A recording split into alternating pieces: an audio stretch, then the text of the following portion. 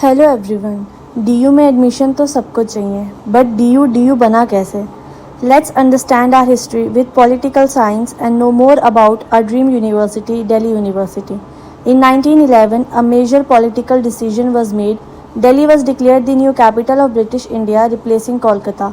This was not just about shifting buildings, it was about centralizing British power and planning a new political center.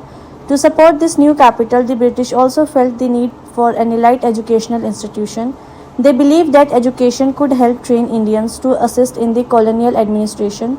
So in 1922, the University of Delhi was officially established under the Delhi University Act, passed by the Imperial Legislative Council. At first, DU had only three colleges: St. Stephen's College 1881, Hindu College 1899, and Ramjas College 1917. Its first Vice Chancellor was Dr. Hari Singh Gaur, a respected educationalist. DU was meant to create loyal subjects of the British Empire, trained in English education and administration.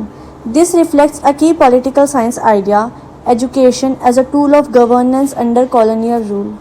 But in 1920s were also the time of India's freedom struggle. Just 1 year before DU was born, Gandhiji launched the non-cooperation movement 1921, asking Indians to boycott British institutions. Even though DU was new, its students and teachers started participating in nationalist discussions. By the 1940s, many students actively joined the freedom movement. In the Quit India movement 1942, students from Hindu College and other campuses took part in protests. Some were arrested, suspended, or even expelled.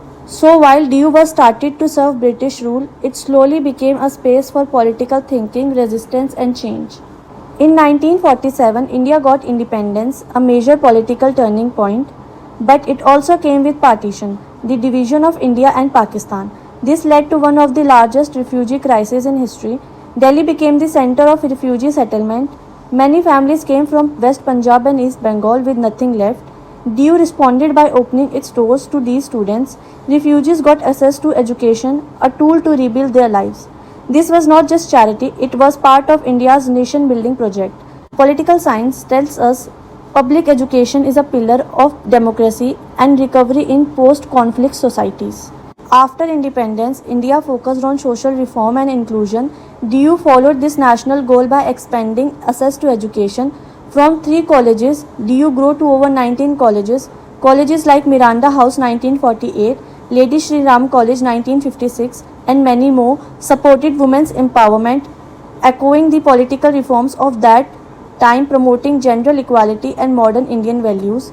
DU became a space where all sections of society, rural, urban, poor, rich, all castes and religions, could learn together. This matches another political science concept: education for equality, integration, and democracy.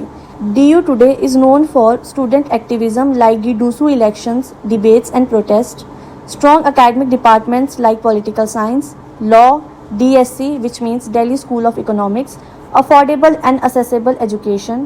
But DU also reflects modern policy challenges: privatization debates, pressure on infrastructure, new education policy, NEP reforms. All these are part of public policy discussions key to political science today. DU was started by the British Empire, but it was shaped by freedom fighters, refugees, teachers, and reformers.